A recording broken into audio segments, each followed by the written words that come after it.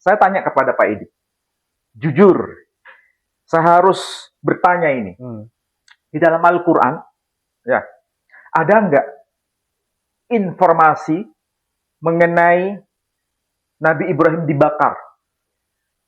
Nabi dalam Ibrahim dibakar? Ada nggak dalam Al-Quran? Ada kan? Ada. Ayatnya jelas. Kalau di Alkitab yang tidak ada. Ya, kalau di dalam Alkitab, kita belum bahas Alkitab ya. Iya, masih Al-Quran. Ya. Kalau di dalam Al-Quran, ada ayat yang berbunyi ini. Ya naru kuni bardan wasalaman ala Ibrahim. Itu dalam surah Al-Anbiya, surah ke-21 dalam Al-Quran. Ya naru kuni bardan wasalaman ala Ibrahim. Kalau diterjemahkan, wahai api, jadilah dingin dan jadilah keselamatan atas diri Ibrahim. Karena waktu itu Ibrahim dibakar oleh Namrud pada lautan api Namrud. Tapi kemudian Ibrahim selamat dari vonis hukuman mati dengan cara dibakar. Ada dalam Al-Quran. Ya. Kalau saya tanya kepada Muslim, ini ayat wahyu Tuhan bukan? Ya tentu saja jawaban mereka, ya wahyu Tuhan. Ya. Kalau seandainya ada orang Muslim yang mengingkari ayat ini, kira-kira apa vonisnya? Ya, kafir. Kafir karena menolak Quran. Iya. Tapi masalahnya, ini kan wahyu. Kalau wahyu, sudah selesai, diimani saja. Iya kan? Tapi kalau seandainya ayat ini kemudian ditanyakan oleh pihak Kristiani, kemudian pihak Kristiani bertanya, pihak Kristen bertanya kepada kita, Muslim, wahai Muslim, apa ada informasi bahwa Ibrahim dibakar? Kalau dalam Al-Quran, ya, oke, itu kan kitabmu. Tapi tolong tunjukkan kepada kami, ada nggak informasi begitu di dalam kitab selain Quran? Kira-kira jawaban Muslim apa? Saya tanya ini kepada Muslim. Apa jawabannya? Paling banter. Jawaban mereka, ya ini firman Allah. Kalau kamu nggak percaya dengan firman Allah, kafir kamu. Jawabannya pasti begitu. Ini jawabannya tidak memuaskan. Ini jawaban pembelaan diri karena dia tersudutkan. Sebagai seorang akademisi, sebagai seorang Muslim yang baik, dia harus bisa menunjukkan data itu. Karena bukan hanya Quran yang merekam data informasi itu. Memang kalau pihak Kristen bertanya, mana datanya?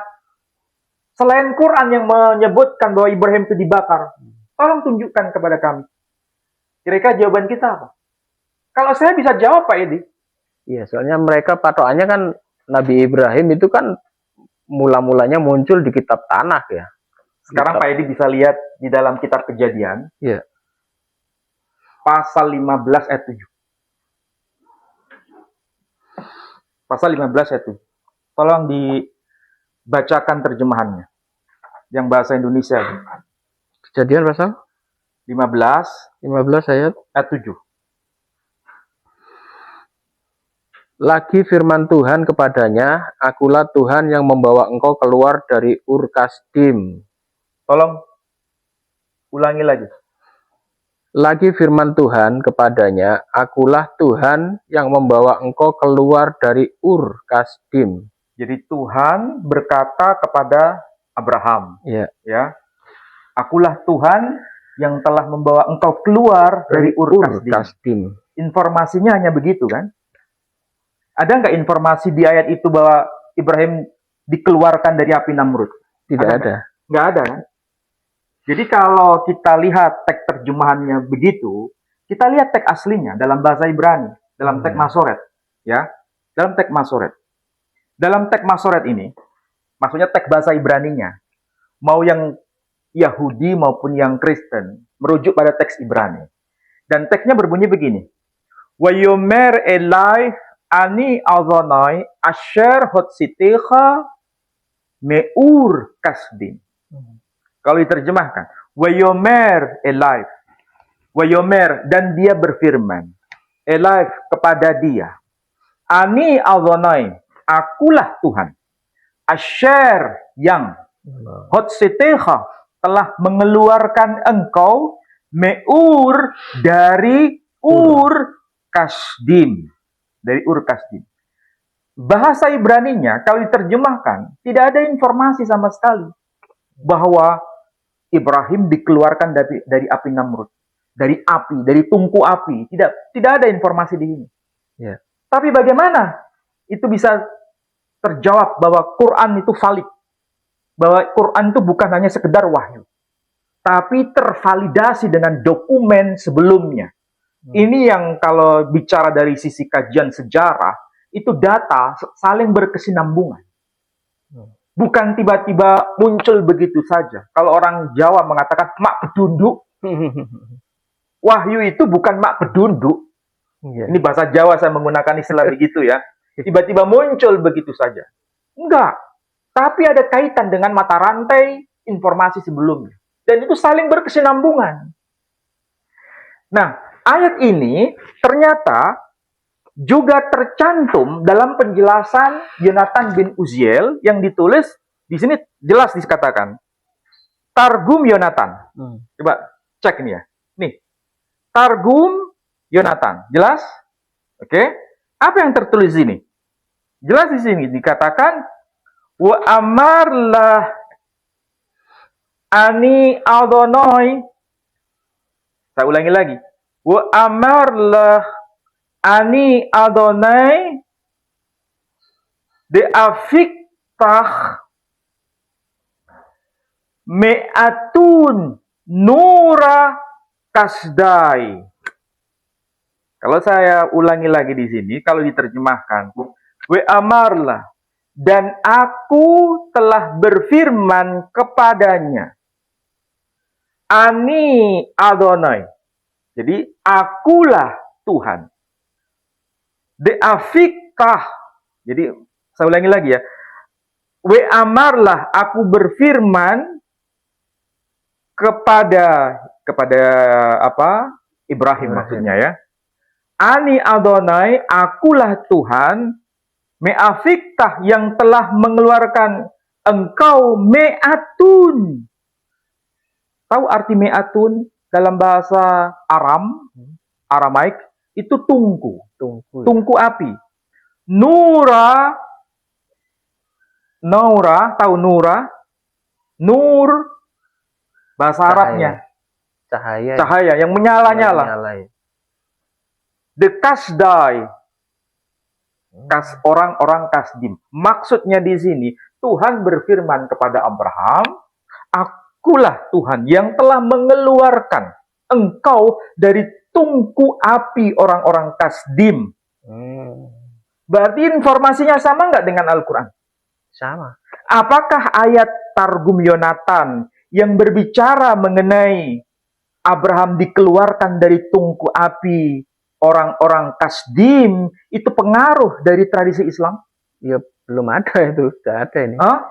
Iya, belum. Kalau nama Fatimah yang tercantum dalam Targum Yonatan didakwa oleh saudara kita non-muslim sebagai pengaruh dari Islam, apakah ayat yang berkaitan dengan Ibrahim yang dikeluarkan dari api Namrud juga pengaruh dari Islam? Enggak. Soalnya itu awal-awal abad pertama sudah ada itu. Data seperti ini yang bicara Pak Edi. Jadi kita tidak mungkin melakukan sebuah pernyataan tanpa ada validasi data. Dan data ini cukup jelas. Kalau seandainya Ibrahim yang dibakar di dalam tungku api Namrud itu pengaruh dari Islam. Kemudian nama Fatimah yang tercantum dalam Targum Yonatan juga pengaruh dari Islam. Lalu, apakah nama Yamnes dan Yambres juga pengaruh dari Kristen? Iya. Tidak mungkin. Begitulah cara berpikir yang sehat. Bahwa Targum ini semua ditulis oleh Yonatan bin Uziel itu memang sebelum era Islam. Dan dokumennya valid. Dan dokumennya ada sampai sekarang.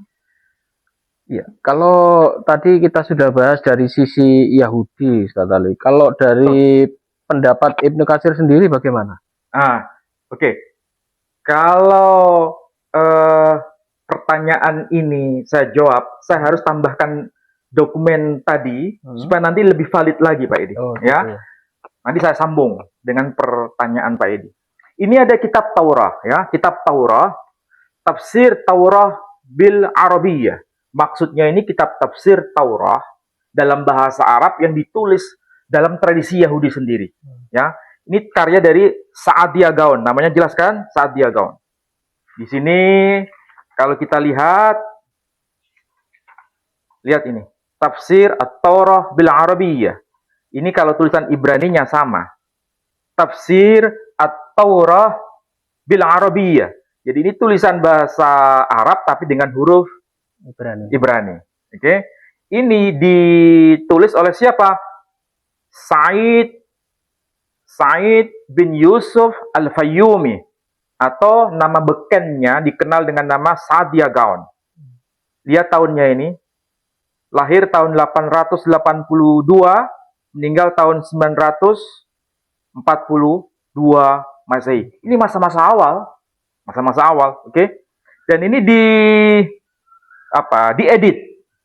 istilahnya dikompilasi, divalidasi, ditahqiq oleh Naftali Yusuf Dansberg.